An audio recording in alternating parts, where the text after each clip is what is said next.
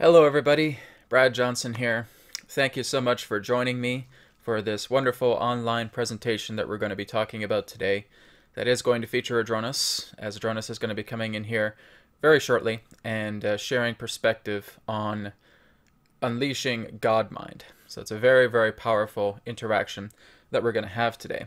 And the good news is we're going to be doing this every month, right? So there will be free live streaming online events that all of you can interact with.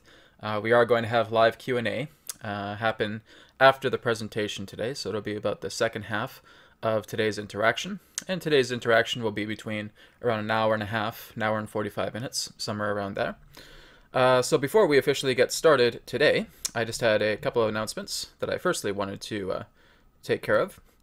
So the first one is that there is a special offer on newearthteachings.com.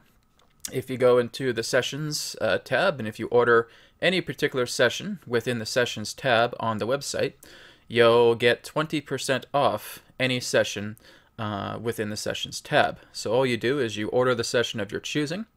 In this example, we're seeing the Spiral Akashic Viewing sessions, and those have returned, which I'll be getting to in a moment. Basically, you just have the enter a promo code link text here that you click on, and you just enter Unleashed 20, so all in capital letters, Unleashed 20, into the promo code box, and you'll receive 20% off any session on newearthteachings.com. And this is available until this Monday, July 9th.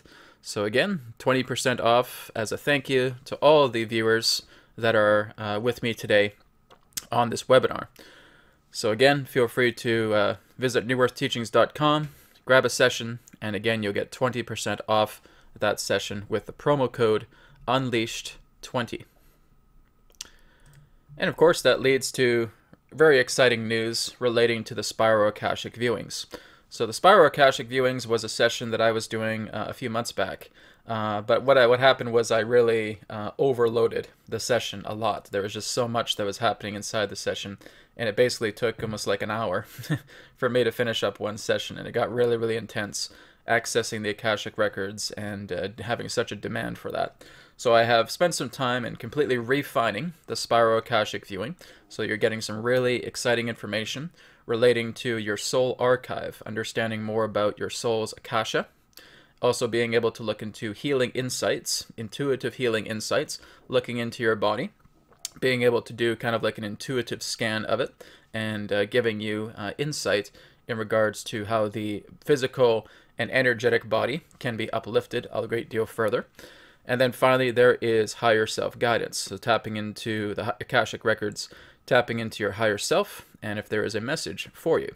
So those are the new and improved Spiral Akashic Viewing sessions that are available on newearthteachings.com. And again, those two are available for the 20% discount when you type in all capital letters Unleashed20. So something to look into as well.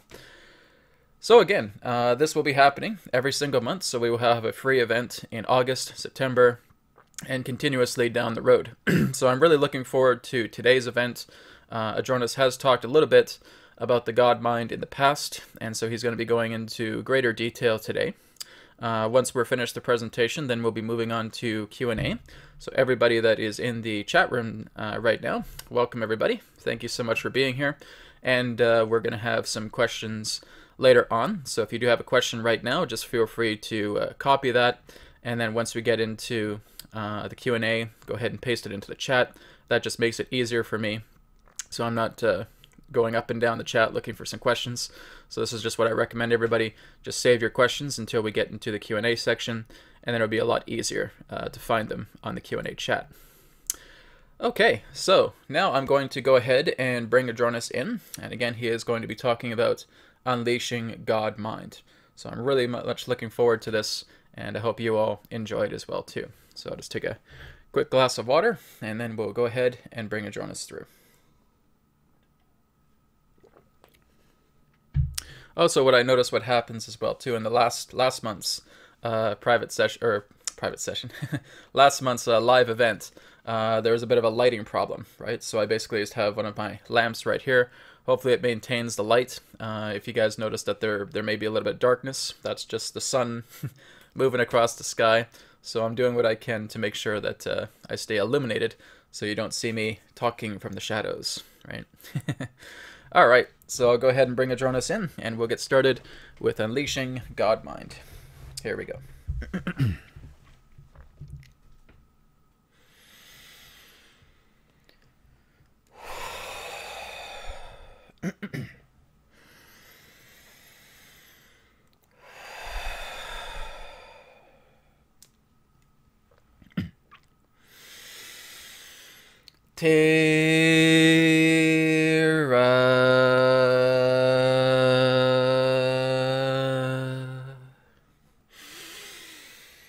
Soul Star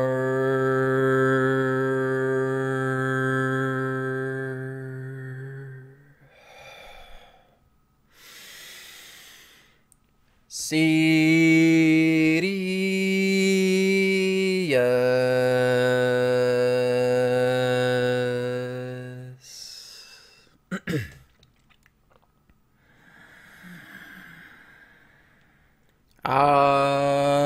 Adronis.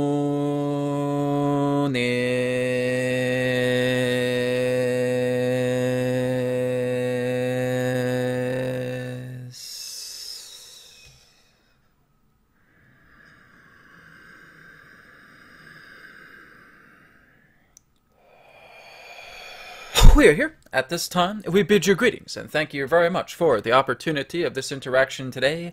I am Adronis of Sirius, sending love, appreciation, and gratitude to all who are tuning in to this broadcast through your internet collective consciousness. What we would like to ask all of you at this time is simply allow yourselves to get relaxed, get comfortable, and tune in to the vibrations of Sirius so that you may synchronize, harmonize, and align to all of the information that we have to share. Also understand, once again, that everything that we shall provide today is simply that of our perspective, our point of view, for all knowledge, all information, all creation itself resides within your very hearts, beings, and souls. Unlocking God Mind. When you are aligning yourself to the power of the God Mind, then you understand exactly how malleable this entire reality is. It is not something that is beyond your reach. It is not something that is only reserved for a select few. Each and every single one of you are the essences of God energy itself. Therefore, all you're really doing is returning back home to your natural selves.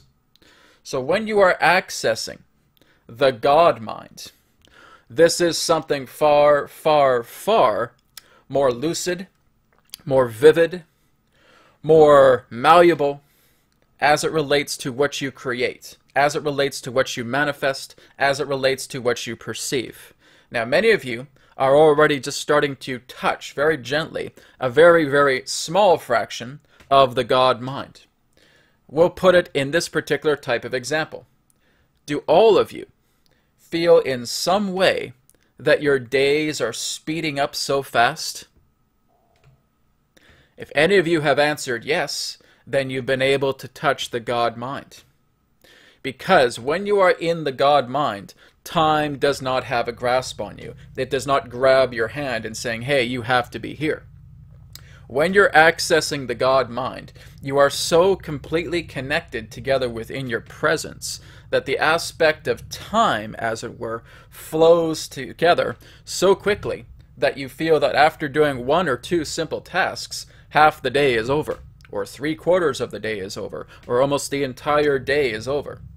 So what you're all going through right now is a shift past a vibratory complex of technology that represents the space-time nexus field.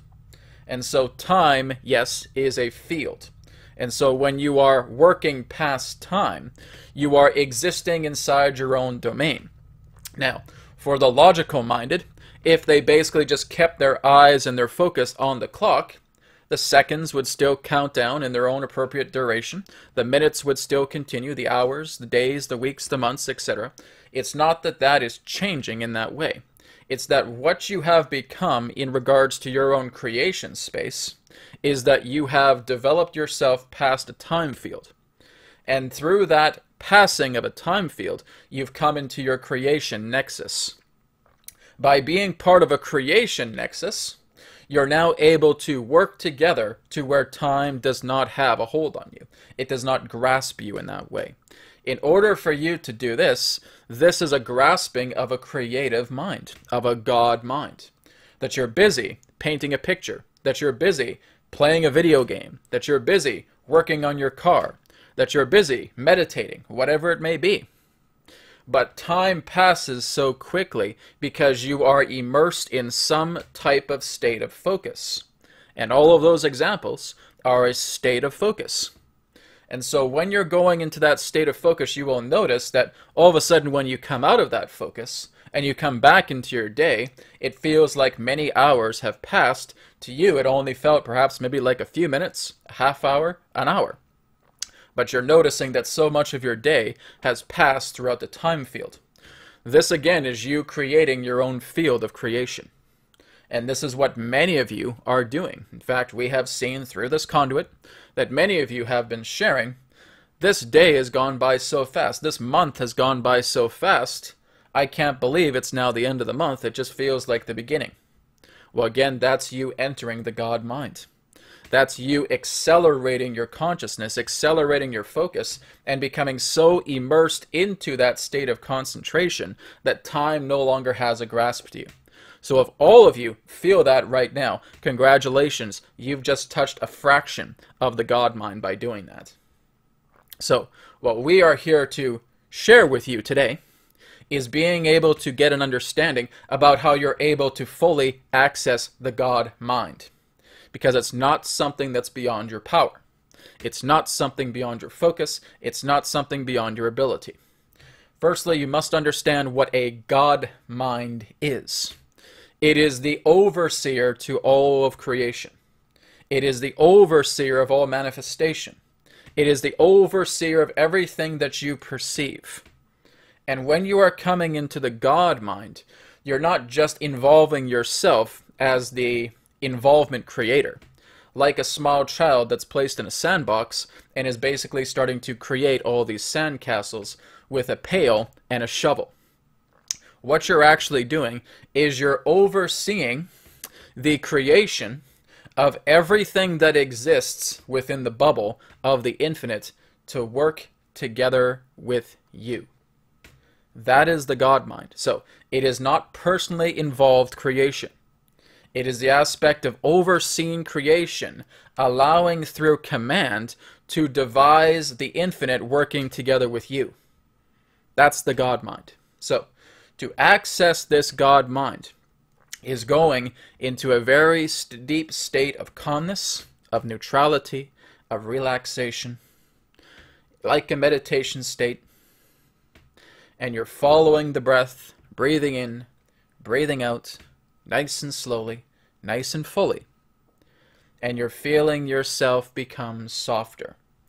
You're feeling yourself dissolving from the physical, crude matter that represents the body, where it is not so hard, not so solid, not so rigid, and you're now becoming softer. Just like you're sitting upon a cloud. And everything around you just starts to feel more malleable. Everything around you starts to feel softer, starts to feel bendable, starts to feel liquid and fluidic. And now you're entering the recesses of your own greater mind. And now you will feel that connection between your conscious self and the greater mind. And you will simply know that that greater mind is there. It is an impulse, it is a feeling, it is a sensation. And you will now speak the language of the God mind. And the language can be your own English. It can be through your own words. But it is something that represents an infinite loop of complement. It's not just something saying that I want to have a car. Because again, that will not be fully understood. Because you're still saying that you want something, But in the God mind, you are that. So when you're saying, I want this, then basically it's going to be confused and saying, all right, he wants this. He's not actually saying he wants to claim this. So if you want a car, you'll just start seeing all of these cars that you feel are your favorite that'll start passing you by, but you won't actually be able to claim one. Because you are saying that you want it because you do not feel that you deserve it. So when you're entering the God mind, when you're in that lucid, powerful state, you are stating something, one word at a time, and allowing the God mind to see it. Just like a monitor screen, where you see that word come up, and then the next word comes up, and then the next word, etc. So, a statement of pure, infinite empowerment. I am infinitely healthy in body. That is a powerful statement. I am infinitely healthy in body. So, start off with the first word. I am infinitely healthy in body. Repeat. I am infinitely healthy in body. I am infinitely healthy in body. Repeat this a total of 33 times. When you are doing this 33 times, that is the duration to where your own God mind is actually able to capture this impression. Because you are saying the words, but you're envisioning it through your mind as well. I am infinitely healthy in body. All of those words come up. So it does not have to be done in vision, although you can certainly do it through a vision, but the affirmation is behind it. So, I am infinitely healthy in body. I am infinitely financially abundant in all ways. There's another. Do you see how all of these statements are representing absolute, complete, and total confidence and certainty that this is what you are? I am a masterful manifester. I am a powerful meditator. But we're going to add a little bit of a tweak to that. I am infinitely a powerful meditator. I am infinitely a masterful manifester. And such aspects like that. So what you're doing is you're adding a power word or a power term. And this power term represents that to an unending complement and certainty to what you're putting forward within the God mind. And again, you are repeating that term 33 times. So, we would recommend that you all try this and see exactly how you feel. Well, Adronis, how do we know that we'll get there? How do we know that the God mind is listening? Well, firstly, when you're going into that deeper state of being, there is a lightness. There is a feeling of great calm. There is a feeling of great relaxation. It feels like a very deep daydream. In your own science, you would refer to this as the theta brainwave state. When you're going into the theta brainwave state, you are compliant at commanding your God mind. You will enter theta state. Not alpha, not beta, but theta. So when you are in the theta brainwave state and you are creating your 33 repetitions of powerful infinite affirmations, this is helping you to connect and command your God mind. That's how it works. Well, Adronis, what would prevent me from having these manifestations coming about? When you're thinking that you don't feel that they can happen. When you feel that you do not have the belief or the knowing or the certainty that what you have just stated 33 times is capable of happening, you sabotage it. You put a landmine directly in front of yourself and you step on it. So what is very, very important is that whatever you're commanding through your God mind, know that you are certain that you are capable of experiencing this particular creation. Because this is not about you. You are not being an involved creator here. It is coming around you to where you're experiencing this, yes. But you are using the power of the infinite to working together with these energies to magnetizing themselves together so that the universe works together with you. So it's not the idea of feeling that I believe I can do this, I. And again, you're becoming an involved creator. Here you're being a God creator. Here you're being an objective creator. Here you're seeing higher perceptual creation. And that is being able to access the God mind. Well, Adronis, what if millions of other people are aware of this particular technique as well too, and maybe I'll just run out of capability of being able to ask for what I ask for? Is there a supply and demand relating to what I'm asking for? Because really there's only over 7 billion humans on this planet, and if so many are asking for the same thing, how do I know I'll get the same thing? Who's to say that you're actually accessing the same earth as everybody else? That's the thing. You're not. You're accessing the resources, the energies, and the magnetism of your own earth, of your own universe. You've never, ever been in someone else's earth. You've always been in yours.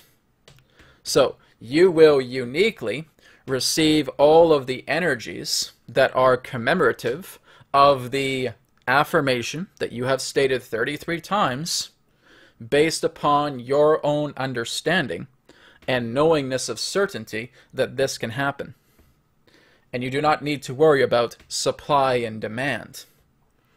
Just because there are 7.5 billion people upon your planet doesn't mean that all 7.5 billion people are going to ask for a new shiny red car. And that the idea is what you're putting forward here is a very simple statement, but that simple statement can grow even more as you spend more time with your God mind. The God mind will never let you down, but it is going to let you know about things that are in the way that's preventing you from going to this full-out manifestation experience that you're commanding from the infinite. So if there are barriers in the way, it's going to let you know that. So if you want to be infinitely connected to a radiant, healthy body, yet you are not exercising, yet you are not taking care of your physical body in any shape, way, or form, it's going to let you know of these hurdles in the way. This is why you've been feeling unhealthy, because you haven't been exercising your body. You haven't been eating well for the body, and the body is now feeling stagnant. And so it's going to bring up these barriers. It's going to bring up these hurdles that you have neglected pertaining to that manifestation in question. So it will tell you that. You will know. Synchronicity will bring it into your reality. And so, well, why can't I have a healthy mind? I spent over an hour with the God mind last night, and I still don't feel like my body is changing. It's not that it's going to change. It's letting you know this is the hurdle that's in the way that's preventing you from having a healthy, radiant body. Therefore, your manifestation is coming together. But again, it can only go so far if you've personally put a brick wall up towards something that represents your own development. So if you're putting hurdles in the way, the God mind can't bypass that. You're creating the hurdles. You're putting up the brick walls. And you're saying, I don't choose to actually take care of my physical body, but I want a radiantly healthy body.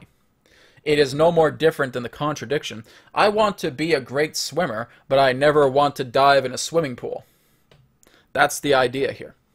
If you truly want to be in an alignment of a radiantly healthy body, you need to start taking care of it. If you want to bring about great financial abundance within your life, you need to start applying what you feel your value is. If you want to, again, attract many of these material forms, like a car, like a house, you have to feel that you deserve that and that your value equates to that level. It's not just going to be handed to you. The God mind can only grant that which you know you are deserving and valued of. If you do not feel that you are valuable in any way, how do you expect to have great financial abundance? If you do not feel that you're taking care of your body in any shape, way, or form, how do you expect to be radiantly healthy? You're creating these brick walls as a god. And so as long as those brick walls, those barriers, those hurdles are there, you will stay with what you have deemed appropriate in validation to your creation. Because it took the God mind to create those barriers as well. Because you have put so much focus of saying, I can't do this. I'm not able to be valuable. I'm worthless. I'm not fit to do this. I don't deserve to have that, etc. And you shoot yourself down.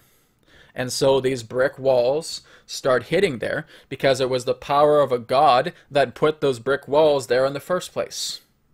So it requires the power of a God to counteract that effect, to start bringing yourself into a higher level of value, to start seeing that you deserve these very things that you are commanding the universe to bring forward to you. So this goes back to much that we have shared with you in the past, is relating to the power of your love levels. And your love levels is your manifestation juice. If you have very, very low love levels, it's like sipping on a cup that only has a little bit of juice there when you know that you're attempting to quench your thirst.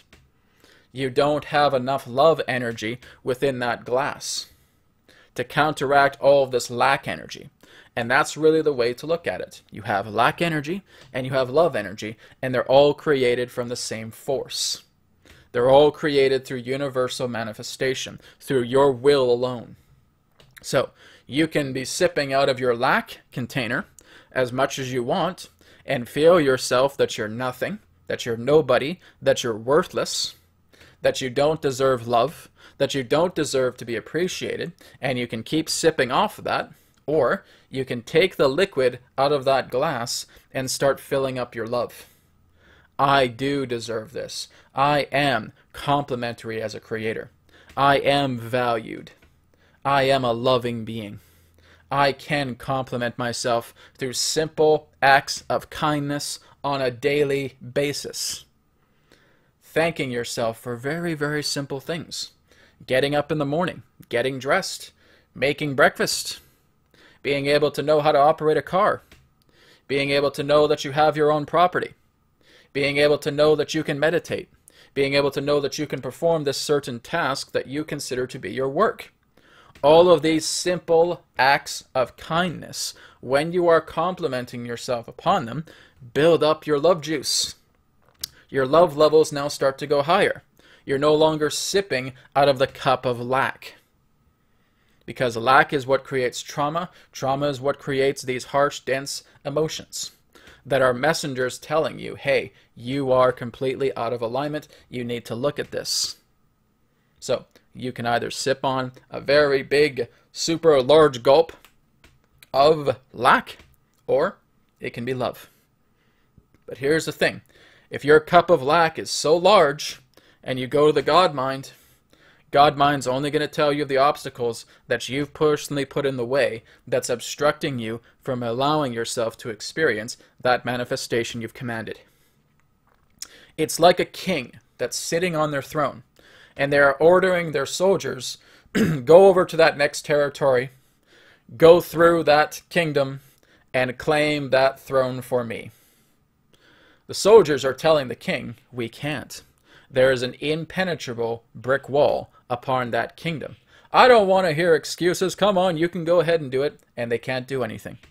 Because it is an infinite brick wall that has been placed up, and the king doesn't even realize that he himself has created this. Or the queen doesn't even realize that she herself has created this. And no matter what the soldiers do, they can't get past that impregnable brick wall because it was created by the king or the queen. And the king or the queen are the only two that are able to bring down that brick wall through the power of their intention.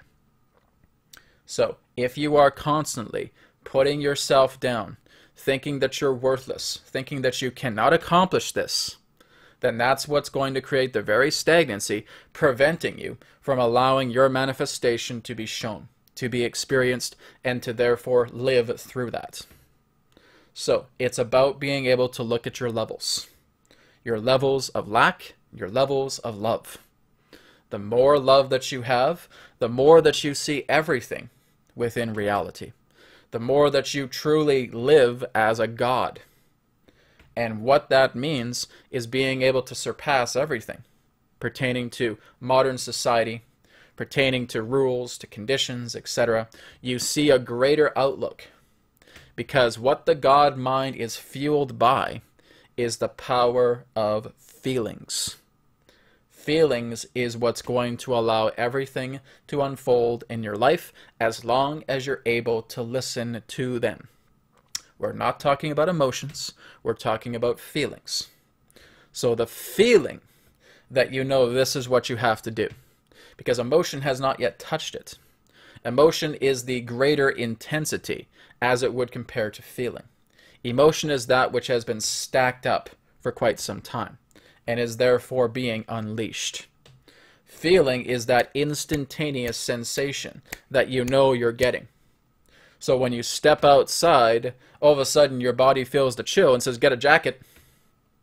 That feeling is attempting to communicate with you. But then the ego says, no, no, no, I'll be fine. I'm not going to be bothered by this. And then it stays outside for several minutes, and now it's freezing cold. That feeling, that quick little sensation that came in said to get a jacket, but you ignored it. So now that you're freezing cold, and now you're getting all this buildup, what's happening? You're going to have an emotional release, because it's a buildup of all of this energy where you're feeling uncomfortable. You don't want to be outside, but you're too far away to get back inside right now, and now you're freezing up, and now you're starting to complain. Now you're starting to argue with yourself. Emotions are now brewing because the messenger of feeling didn't get through to you. You ignored it. You felt the ego was in charge. No, no, no, no, I'll handle this. I got this. I won't be cold at all. And now you're freezing cold by being outside for several minutes. And now all of that emotional energy starts coming up because you're now placing yourself in so much lack. Why didn't I listen? Am I so stupid? How could I be so dumb? Etc., etc., etc. And you're blowing up. And again, that is the opposite of the God mind. The God mind responds through that instant, tiny little sensation of feeling. Just like that. And that's how you know you're connecting with the God mind. Really has nothing to do with thought other than thought being the mediator to feeling. Because that's the idea. You have to look at the analogy of a beehive. And what is the most powerful component of that beehive? The queen. And the queen is what gives birth to all of her troops, to all her little workers, and saying, go out, pollinate, and bring all this back to me. Well, guess what? That queen is the queen of feeling. She calls the shots. Guess what has never ever called the shots? Logic. Reasoning. Rationality has never been able to call the shots because it doesn't know how. All rationality, logic, and reasoning does is that they are the patternizers. They're the worker bees.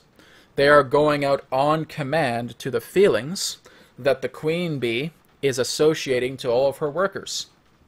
Go out and create. And then when the worker bee becomes defiant, saying, no, I'm not going to go out and create. I don't have to listen to you. I have logic on my side. Well, he is now separating himself from the hive. Guess what's going to happen to him? He's going to die off. Because he is not following the natural order of the feelings of the host. And that is what happens to people who constantly feel that logic is leading their way in life. They will become sabotaged. They will destroy themselves. Because logic cannot lead. It will only follow what feeling tells it to do. Which means the feminine is in command. The masculine isn't. Never has been. So, whenever the masculine feels that it's in charge, it can't do it. Because what the masculine is, it's the patternizer. It's the materializer. It's the builder. What the feminine is it's the nurturer. It's the creator. It's the inception. It is the feeling generator. It's the blueprint. Without the blueprint, how do you expect to build a gigantic skyscraper? It is the idea of incorporating the creativity of the feminine first, and the masculine will therefore follow suit. This has nothing to do with male-female. This is the idea that masculine and feminine energies are existing within each and every single one of you, male, female, or otherwise. Nonetheless, you have that capability that when you align to feeling, you're talking to the God mind. And the God mind is very highly feminine. And in that high femininity, it now trickles down the orders like a blueprint to all of the worker bees of the masculine to produce this manifestation. So, the masculine works for the feminine. But again, it is indeed an eternal partnership. It is not a superiority here. It is the idea of yin and yang. That is the nature of its balance. It's not a superiority. It's not an inferiority.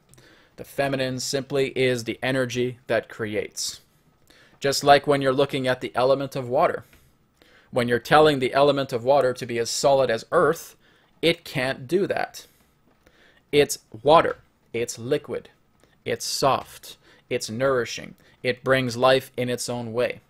Earth certainly does as well. Fire certainly does as well. Air certainly does as well.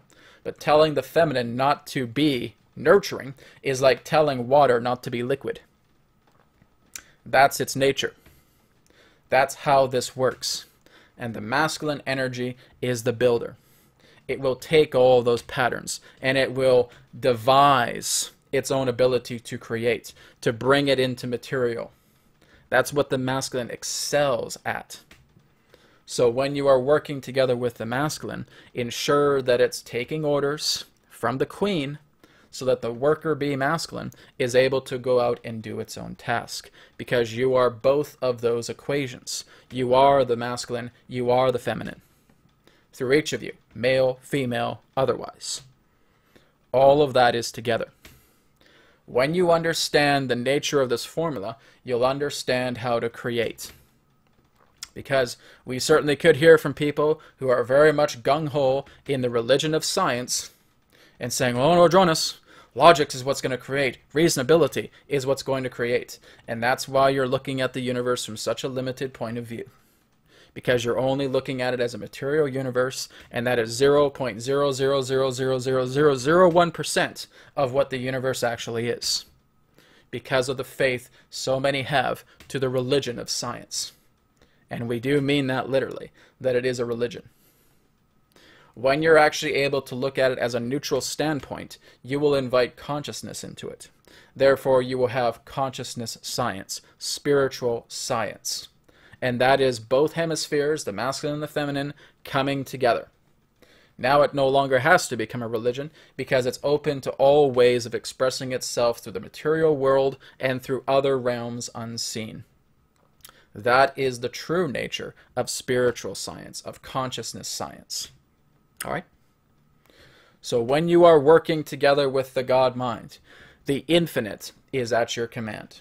And as long as you know that you're working upon these manifestations that you know you deserve, you're dissolving the brick walls, you're dissolving the barriers, the God mind will work with you. And it can do absolutely anything as long as there is no obstruction in the way from yourself. God mind, I would like to know the lottery numbers of next week's lottery. Here you go. No obstruction in the way because you see your value. God, mind, I would like to be able to try and make a trip from North America over to the Caribbean. Here you go. No obstruction in the way. You are completely allowing that energy to come through without you sabotaging yourself. When you spend more time with the God mind, you become the God mind yourself, which means that it will not always involve having to go into the natural theta state because you will already be in that state. You will see reality very, very differently. You will see it like a daydream. You will see how everything is malleable. You will understand that people around you are again subjects of your own subconscious telling you about how you see yourself. Therefore, when you're bringing forward coherently a beautiful day with great deals of compliment, with all forms of support and love around you, that's showing you how you're growing into the God mind, which means you'll enter a natural state. You'll be very awake in this reality, as you know, and you'll be able to just start manifesting all of these things without a second thought. Because you have spent more and more and more time with the God mind, that the ability of yourself is now boundless. You're now just working with this earth as a container to your manifestations. But it can even go beyond that, accessing other dimensions, other realms of consciousness. All of this is possible.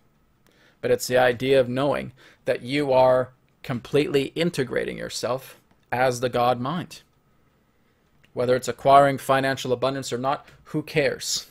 Doesn't matter. Financial abundances are really nothing compared to what I have been able to access now through the God mind. Whether it's having a shiny red car or not, who cares? All just parts of, again, manifestations that I understand even more so now that I am one with the God mind. Which means that everything is yours, but you don't even care. Which means that you are moving past the aspect of materialism. You're moving past the aspect of solid density. And you're now connecting to higher energies where you are acting as a God. And that is something that allows you to truly become incorruptible. Which means you're able to see through all facades. You're able to see through the illusions of all the magic shows, as it were. Past the modern systems, past the people who feel that they must have materialism in order to be happy. You see past it all. But again, you need to experience that in a certain way as well too, for you to crack your shell, so that you're able to come into the purity of the God mind, so that you can play together with the infinite. Because all the infinite is change. That's it. That's what the infinite is. It is changeability.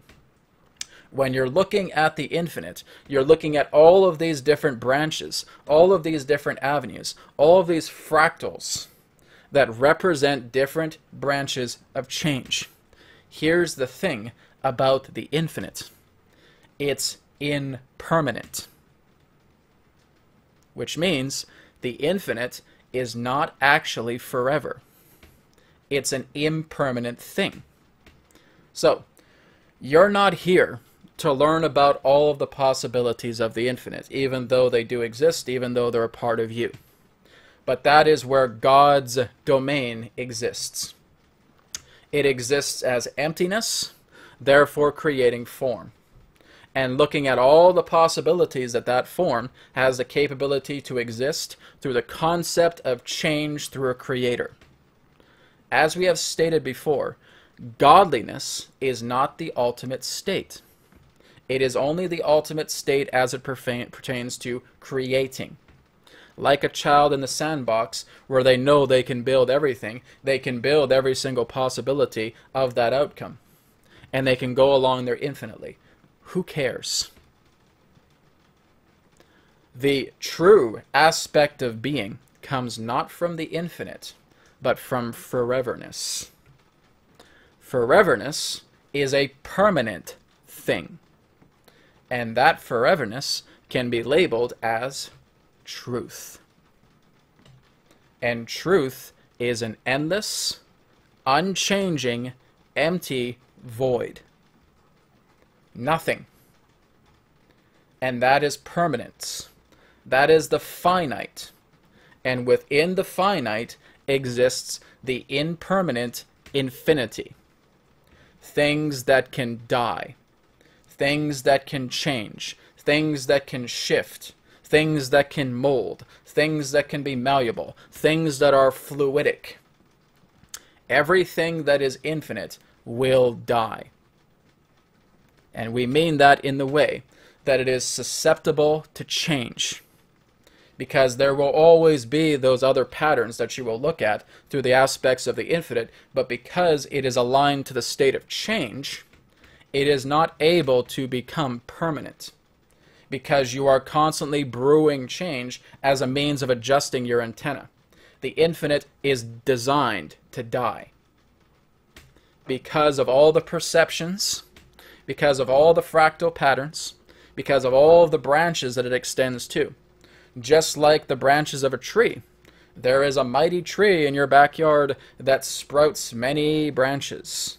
However, that tree has a lifespan, and it will eventually die. It could have a very, very, very, very, very, very, very long lifespan, but again, it is an impermanent thing, and that is what the infinite represents. So when you're looking at infinity, you're looking at possibility without end. Because again, it is like exploring the depths of your ocean that keep going deeper and deeper and deeper and deeper and deeper and deeper, and you feel, well, this must be a bottomless ocean. But the ocean itself is fluidic. It is changeable. And that is the infinite. That's where God resides. God resides within the infinite. When you go into foreverness, you're beyond creating. You're beyond manifesting. You're beyond perceiving. You're beyond, in that state, even existing. You simply are. And you are contained inside the emptiness of unchangeable truth. That is the grandest state there is.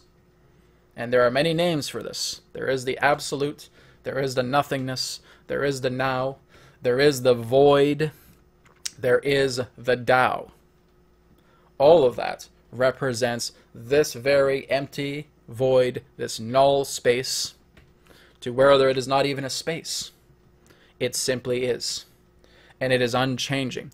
It does not involve itself into any form of creation whatsoever, because all creation existed within the void. It is when the void became self-aware that everything emerged from nothing. Well, Adronis, are you saying that everything once came from nothing? We do. That is exactly what we're saying.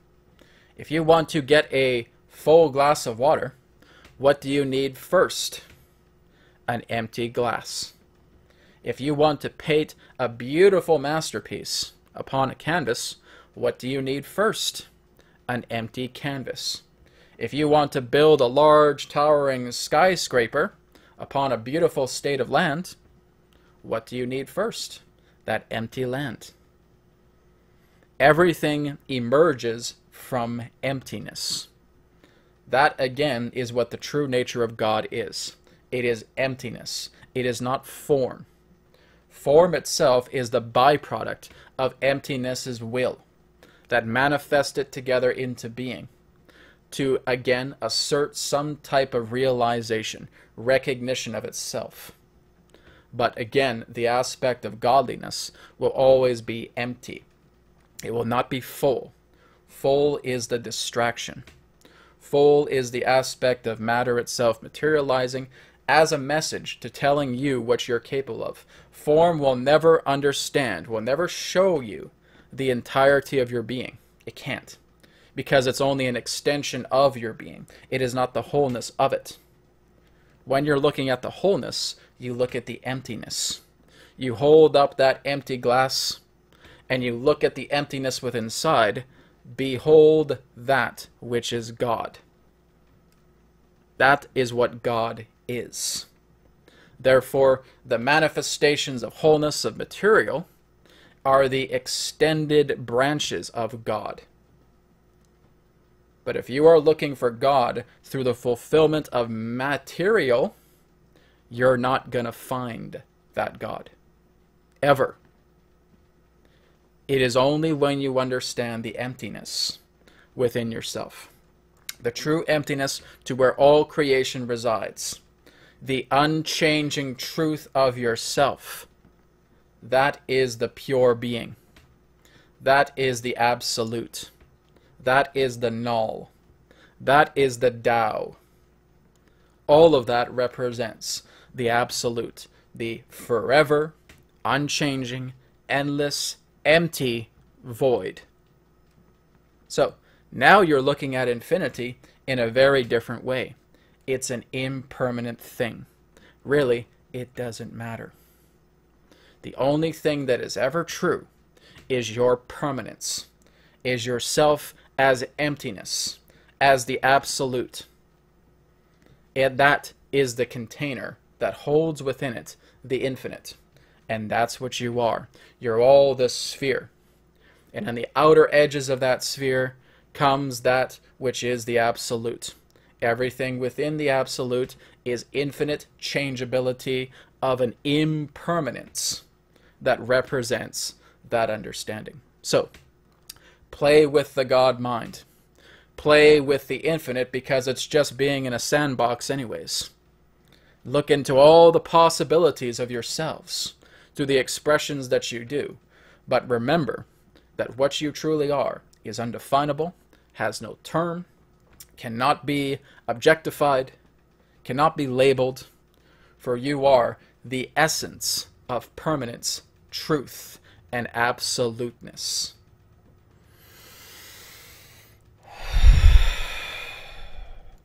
We thank you very much for the opportunity of this interaction today. We will now take a moment to return to the conduit, and we will now begin your question and answer session. One moment, please, as we return to the conduit.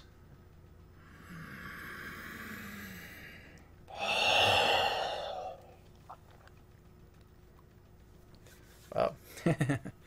Very, very powerful information there. I hope you guys really enjoyed that presentation. So we are going to be getting into Q&A here in just a moment. But before we do, I'm just going to, let me see if I can see here. There we go. Again, remind everybody that newearthteachings.com has the 20% off offer right now.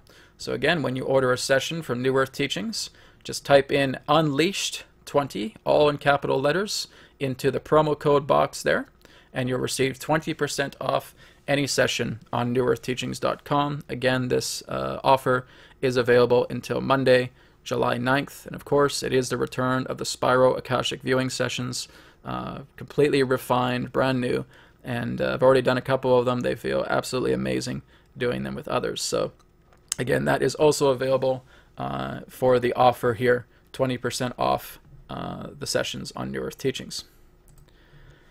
Okay, so we're going to go ahead now and get into questions for today's broadcast. So let me just open up the Q&A here and see what we got. All right, looks like we got a lot of stuff. I think that's the problem as well, too. As soon as I come back, I'm trying to look up the chat to see exactly where the questions begin. So I'm just going to take a moment here, guys. Just going to take a moment or two just to kind of look through the chat and see if there are any questions here. Okay, got a lot of statements.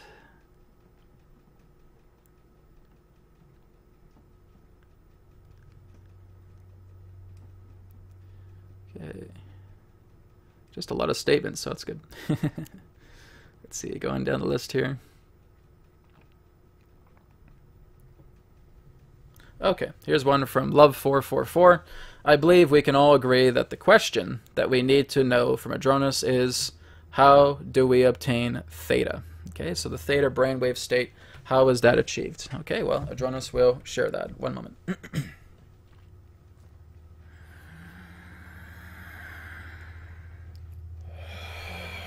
We are here, and we thank you very much for your question. How do you obtain the theta brainwave state? Have any of you, and again, this is quite a very strong question, have any of you actually been sexually aroused? Have you been able to create a sexual fantasy within your mind and you're noticing how your body reacts to it? Theta state. So, what is that telling you? What that sexual arousal is doing is it's immersing you into that reality. It's immersing you into that daydream vision that you're creating. So you're going beyond the alpha, which is enhanced focus, and you're coming into theta, which is the daydream state.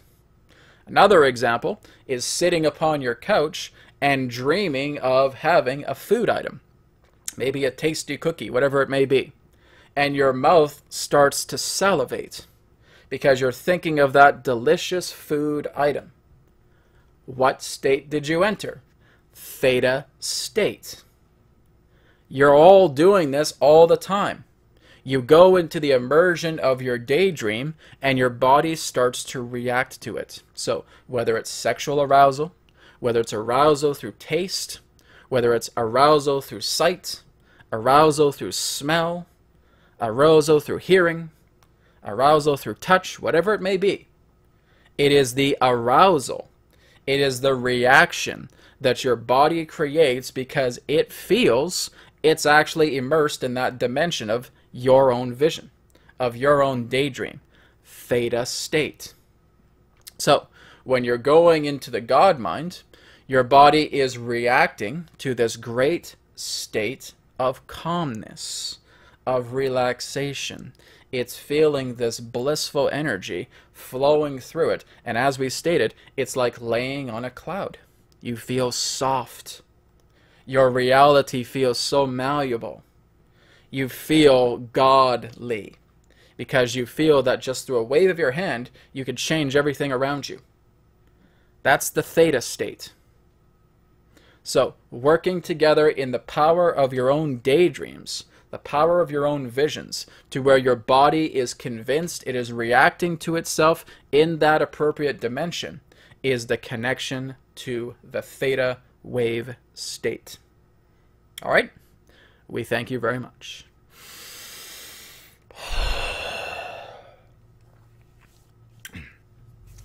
Okay, great. Thank you, Love44, for your question. Just going to move down the list here. Okay. We even got some people on the chat room answering people's questions for me, so I appreciate that, guys. Thank you. Okay, so here's one from Don Quicks. Not sure if I'm pronouncing your name right, but you said, is it true that true ascension is the integration of both darkness and light? That's right. It's basically the assemblement of all polarity, right? As long as you're existing in a dark or a light space, you're polarized. And you're only going to experience certain degrees of those realities. It's not about seeking the light like a moth, right? It's being able to understand that what you need to go through first are your own shadows. This is what I've termed as shadow law, right? You're learning from shadow law. You're learning from the power of shadows, of everything that you're not, which means you're learning from your lack so that that container that Adronis was talking about, where the lack juice is now completely depleting and the love juice is now starting to fill up, is the result of you facing your shadows. Like I said, you don't really need to concern yourself about being a light worker. You need to concern yourself about being a shadow worker, right? It is the shadow worker that's actually allowing themselves to go into the deep trenches and start looking into their traumas, start looking into their lack, and being able to transform that, right? So now that the shadow and the light become one, they merge. Because you cannot understand a true state of purity of your being if all you're constantly doing is wanting to see the good side of life. And you only want to see what's peaceful, what's wonderful, what's exciting. Sure, that feels good, but you're not going to have a purity of that connection. And this is why shadow exists. It's the teacher of everything that you're not, right? So it's telling you, you've put so much energy into polluting your own health. You've put so much energy into wanting to get materialism because you haven't been able to want to look into yourself, right? So we're understanding what the shadows are teaching us. So as the shadows teach us what we're not, we therefore move into that state of liberation. And therefore, you graduate from shadow law into light law. And then in light law, you become what is known as a light worker. Very few people, in all honesty, are actually light workers, right? They're shadow workers. And it is until you actually start to work and harmonize with your shadows that when a challenge comes up in your life, you have no qualms whatsoever in being able to look at it and to face it, right?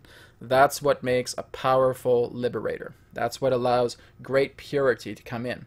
Because not only are you just walking into the light, rather, you're catapulting yourself into the light because of all the powerful lessons you're learning from your shadows.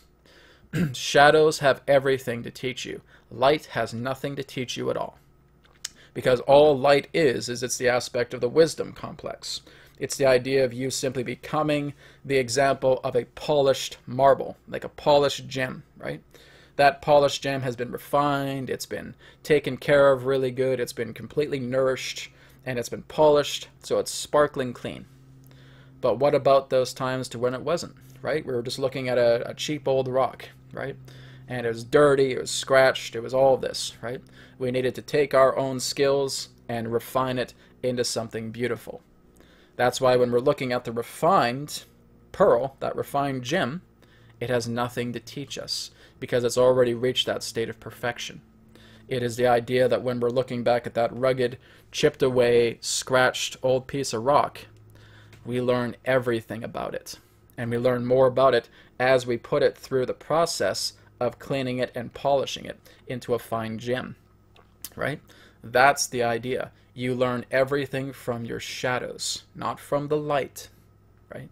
The light is just showing you, here I am on this brilliant polished gem. Here's what you can become. That's all the light does, right? It is the result of that polished aspect, right? But when you're actually going through the process and you're taking care of that rock and you're polishing and you're putting it all together and it's becoming beautiful, it's that experience alone that is the power. That's the power of a shadow to light worker, right? Is being able to know that they were able to put in the effort to completely polish that thing, to make it beautiful, right? To making yourself beautiful, to making yourself polished, to making yourself refined. Put any word you want in there, right? That's the journey. The journey is looking into the shadows, seeing where they lurk within you, and being able to face them, and being able to work with those shadows through love, that therefore allows those shadows to be polished in a way and therefore brought together in harmony. That is the aspect of an ascension. It's bringing the polarities into oneness, into balance. Okay? Thank you very much, Don Keeks, I think is your name. Thank you for your question. Okay, just going to take a moment now just to go down to the list here. Okay. So, again, we're just getting some good comments here. Question for Len, question for Adronis. What is the exact mechanism that makes the veil of forgetfulness work? And how can memories on all powerful soul God be hidden from them to trap them in time, space, physicality? Okay, great question, Len. One moment.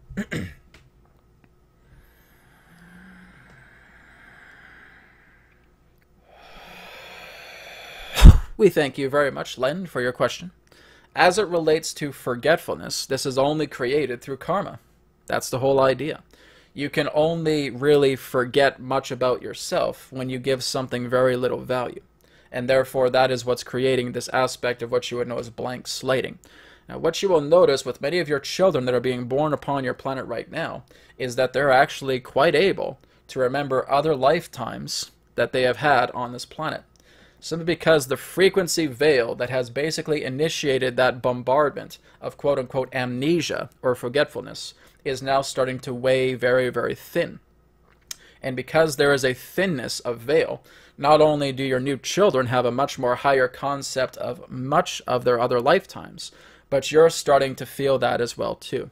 It was all part in that sense of dumbing down a population based upon the state of fear.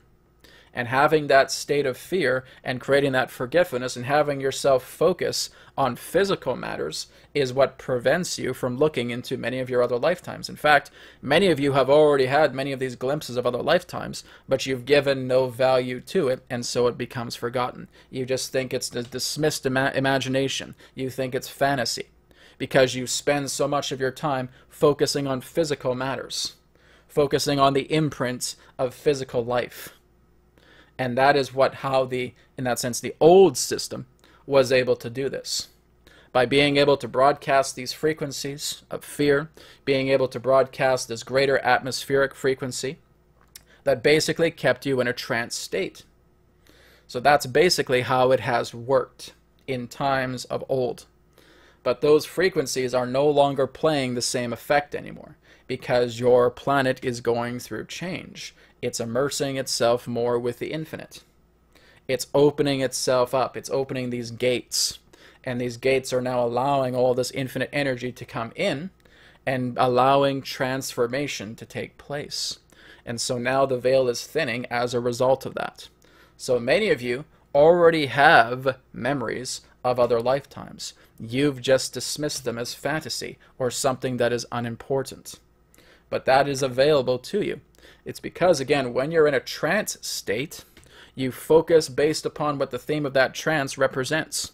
And now that you're taking yourselves out of these trances, you're able to now explore yourselves more from within, and you're now able to remember much of yourself by having the willingness to explore the innerness of yourself, rather than committing yourself so much looking at a puppet show that represents external reality. And that's what it represents, really.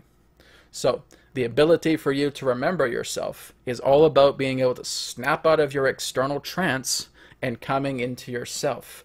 As the energies are changing upon the planet, this becomes much simpler to do, but you must still do the inner work in order for that to happen. So that is the idea in a nutshell. We thank you.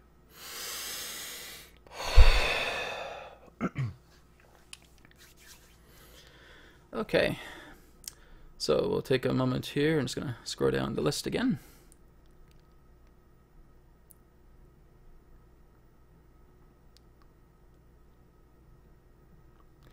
Okay, here's an interesting one from Phallex. Adronis, can you explain having the feeling as if something is watching you and you're so sure it is, but when you look, nothing's there, and you get goosebumps and brain surges all throughout your body? Okay, one moment.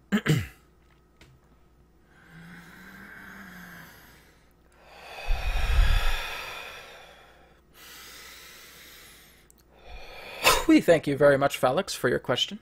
It's because something is actually there, but you put too much trust into your physical eyes to give the impression that nothing is.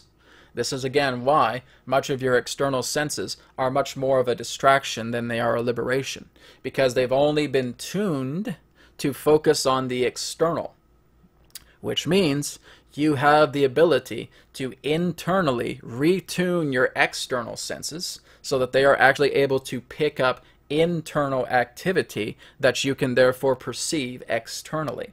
And how that can be done is that you need to strengthen your inner senses and then merge them together with your physical senses. So basically, for example, the inner eye, the third eye, the mind's eye, being able to see this great amount of energy around you, feeling the strength of your clairvoyance.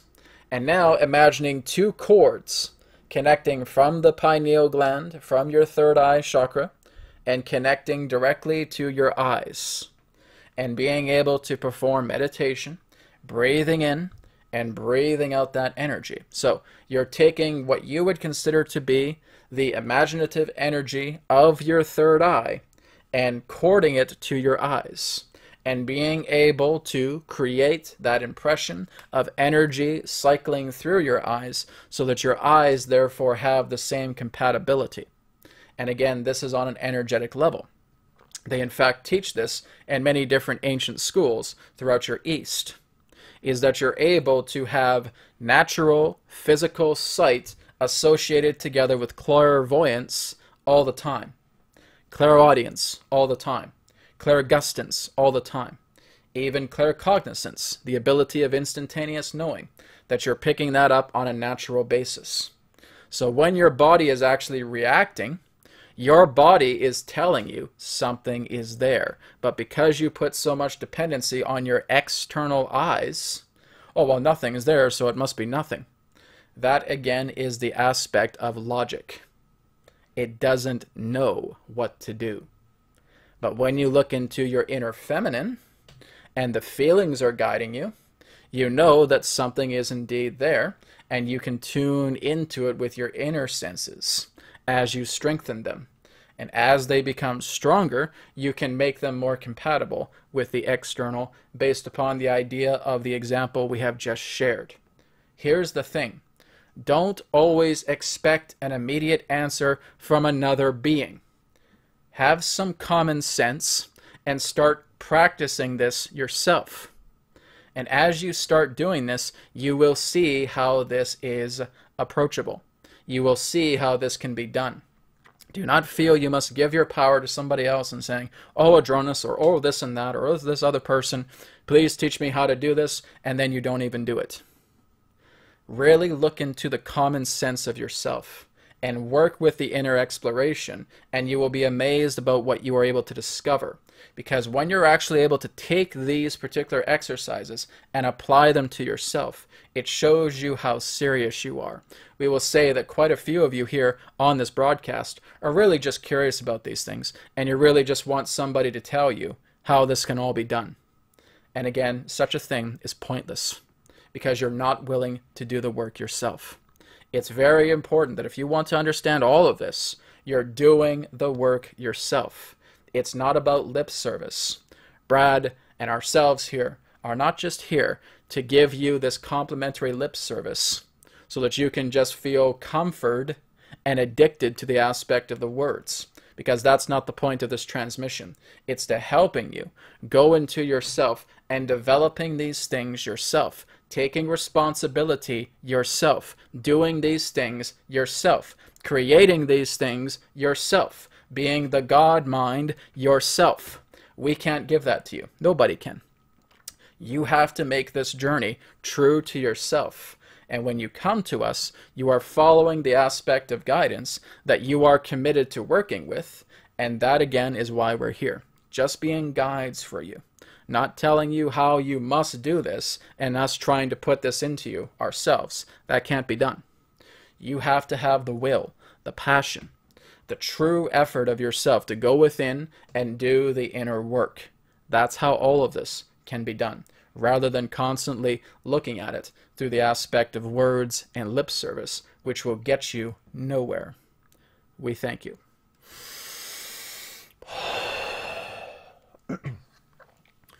Okay.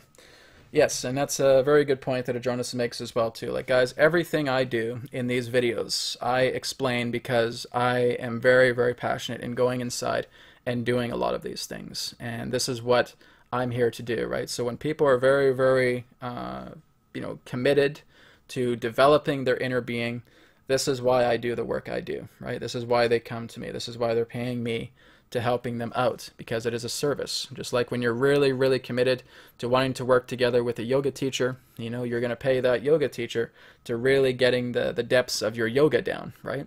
And this is, again, all about inner alchemy. And so, again, that's part of the service that I offer, that Adronis comes together through in that particular way, right? And so this is just showing me who's actually very serious about this, who's actually committed, who sees the value in what's actually being shared here in service, and is willing to provide that state of compensation. That's why I've had that previous video in the past relating to the idea about things changing, and again, services becoming more prominent, and again, working with New Earth Academy, because that's the advanced school. That shows me that people are serious. They don't really want to just muck around and look at lip service and not do anything about it and wanting everything for free, right? That shows me that you're not committed at all. Right? So really the whole idea here is being able to allow yourself to know that you're receiving value and you're becoming value yourself. And that is really what I'm representing. I'm doing these free things because I love you guys. I love this channel. I love doing what I do. But again, I also take very, very seriously, very deeply what I do. into these practices. I've applied many of these things, and they've shown change. And really my biggest message is, if I can do this, all of you can do this, right? That's what I'm attempting to show all of you. But you have to have that same kind of heart, that same kind of passion, that same kind of commitment to go inside and start transforming yourself. Because with many of the sessions that I have, people keep running back and they keep asking the same kind of questions when it's already been answered before, right? Go inside yourself, start working with this, use your imagination, use the power within, and start doing this. Oh, but Brad, what about this? What about this? Right? And it's constant logic, logic, logic, logic, logic, logic, logic, until you blow up, right? Trust yourself. Don't expect an immediate answer from somebody else to feel that that person's going to change you. You change you. You have to work with this. Just because you slip up, you feel you screw up one time, and you feel you're going to call it in, oh, but this isn't working, so I must better go get Brad, or I better get this other person, right? Work through trial and error. Don't feel that you're going to get an instant result as soon as you try this the first time. Work with it. Just like how you were able to walk as a baby, right? You didn't get it the first time. You were able to fall many times before you were able to gain strength in your legs to start walking, right? The exact same thing applies with your inner work. If you slip up, don't kill yourself because you're feeling that, oh my God, I'm the worst person ever. This is awful. This is a disaster. I'm going to blow up now, right? I get so many people coming to me for that and saying, Brad, I slipped up. I don't know what I did. I did this one time. And do you think I got all this the one time? Do you think the first time I channeled Adronis that I just instantly got it? No, guys, this is all part of a process, right? This is all part of your learning. This is all part of your development. It's okay to slip up. It's okay to fall face first into the mud and rise back up and get it. Take responsibility for yourself. Or, Brad, this accident happened to me. Or, Brad, this incident happened to me. So what, right? Work on it. Help yourself up off the ground, right? Certainly other people can take your hand and raise you back up, but you're the one that actually chooses to rise back up, right? You want to look into the aspect of that. Yes, certain things can happen. Certain things can go awry. Don't be so hard on yourself because you've slipped, right? This is, again, really one of the most important messages I want to share to all of you, is that you are amazing beings, every single one of you. You're all gods within yourselves. But take time to practice this. And if you slip up, don't worry about it. Keep working on it, right? It's like learning to ride a bicycle, right? Firstly, you may have to start off with training wheels. But then you're going to take those training wheels off and you're going to start riding. Same thing goes with this. It's the same as anything else in regards to practice and dedicating yourself and becoming more of yourself through this inner alchemy. Okay? All right. So I'm going to take about 2 or 3 more questions before we wrap up. So let me see what else we got here.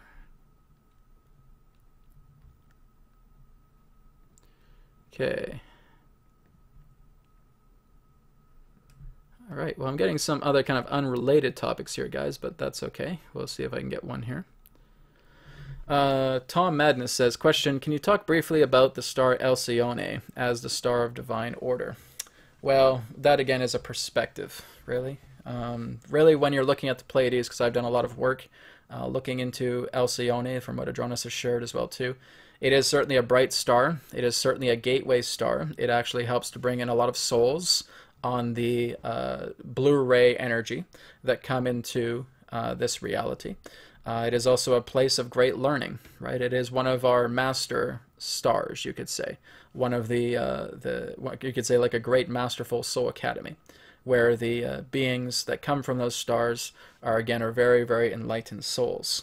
But actually, if we're looking at one of the highest connections of stars that we can associate with, that would actually be Arcturus, right? It is it is more so in the idea of the violet gateway. And there is, again, other particular stars that go beyond those densities that you can actually find in Orion. But if you really want to look into a very, very masterful star, you would actually look at Arcturus, because actually a lot of the souls that are coming through right now, the violet gateway, as it's termed, are actually coming from Arcturus. They once came through Alcyone, but because the galactic plane is graduating on a further level, it's actually more so coming through the violet gateway of Arcturus right now. So again, Alcyone does represent a masterful star. It represents much more into the idea of working deep with soul evolution in that particular way. But again, when it's referring to kind of like a leading star or anything of that nature, or a star of divine order, Certainly it has that, but again, you're looking at different bands. That's like looking and seeing that there's a superior color in the rainbow spectrum. There isn't, right? It's about that there's different flavors, there's different energies. Some are lighter, some are heavier, but they all complement each other in that way. Again, this is the whole idea, is getting past this polarized consciousness and feeling that one star is the star, and that's the star you want to work on, right? Even Arcturus is a violet gateway. It's a very, very powerful, higher spiritual star. But if you only look at that star, what about the rest of the stars in the Milky Way, right? You have to see how everything complements the whole. Just because something's dense doesn't mean it doesn't have a meaning in regards to the greater scheme of things, right? You have to look into the idea of the corroboration and working together with all of these stars as masters in their own way. Even though Alcyone is a bright, beautiful, loving star, yes it is. Arcturus is a very powerful violet gateway star, yes it is. But it needs all of those other stars in order for it to understand itself. And that's the true idea here, is not getting hung up on one thing, but look at the power of the whole, right? That's what I can basically pass on to you, okay?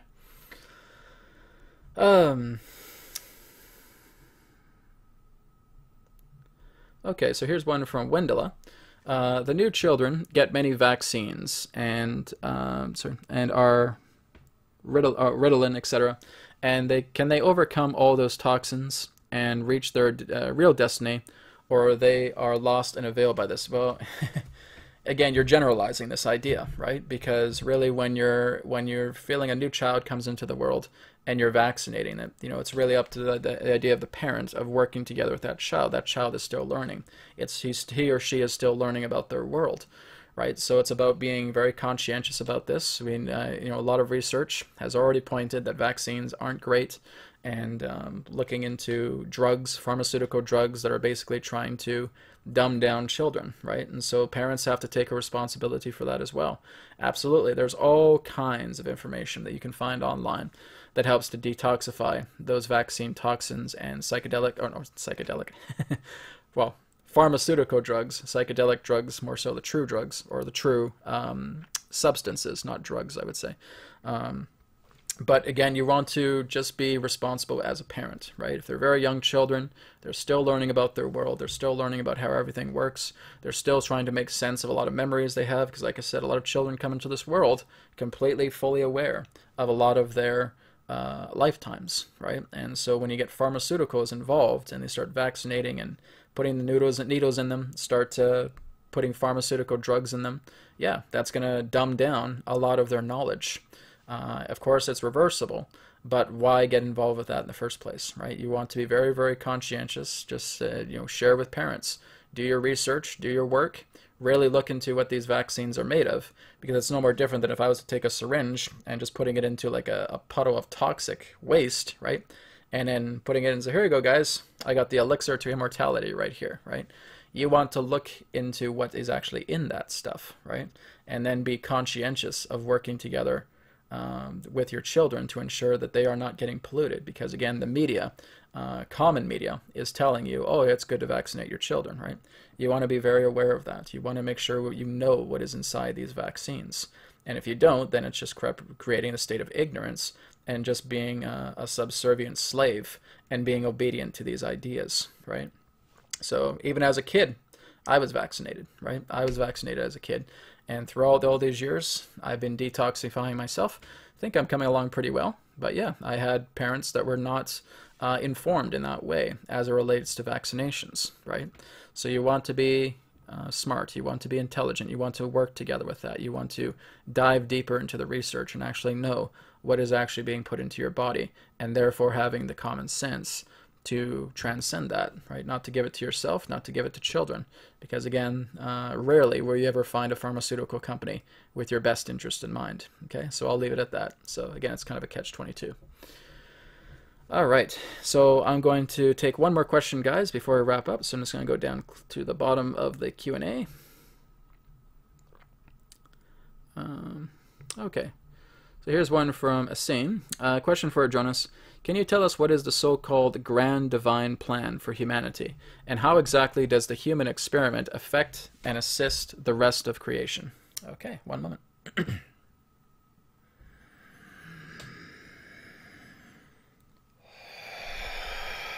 We thank you very much for your question. The grand divine plan. Well, again, that's just another label that you're putting upon yourselves because you feel that you have an ultimate goal. That's not really what's happening here. You have to understand that the human race are gods in training. And we have talked about this before. That you are learning what it is to be a harmonized planetary civilization.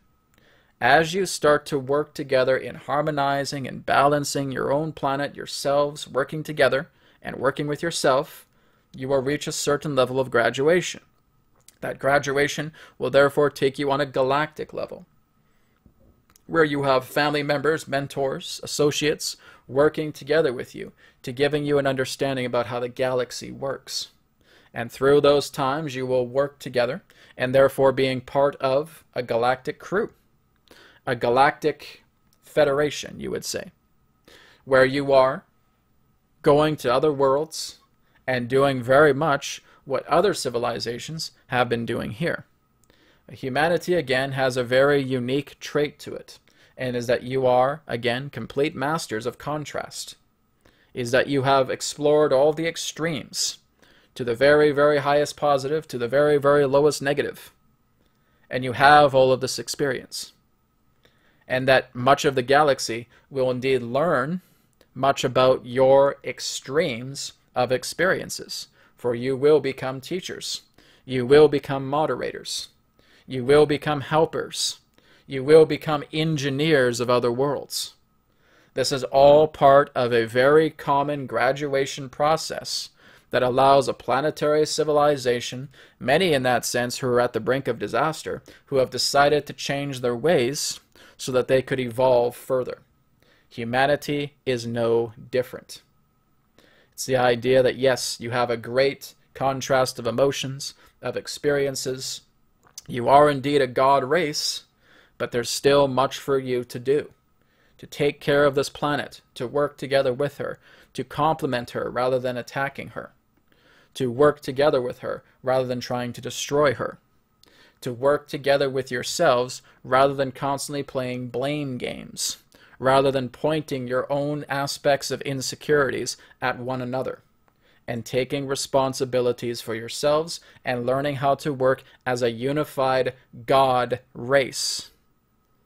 That is part of the plan. So, the ultimate universal plan really is not something you can even digest at this time, because you're not even close to it. You have to understand what it is to be a God first, before you can even understand that. So, as you start to develop yourself, all we can say in a nutshell is that as you start to work deeper with the God within yourself, everything that you understand reality to be through fixated finite forms will become completely and totally obsolete. Because then you will understand exactly what reality truly is, and how it is all a mainframe for your mind, how it is all bendable to your will, and how you are able to create worlds with thoughts, how you're able to remodel this entire universe that is within yourself based upon your own certainty of God-based will. That is what is ahead for many of you in the greater times forward, you could say. We thank all of you for the opportunity of this interaction today. I am Adronis of Sirius, and we now return to the conduit. We will speak to you again, as now is forever, all is one, and love is essence. Goodbye for now.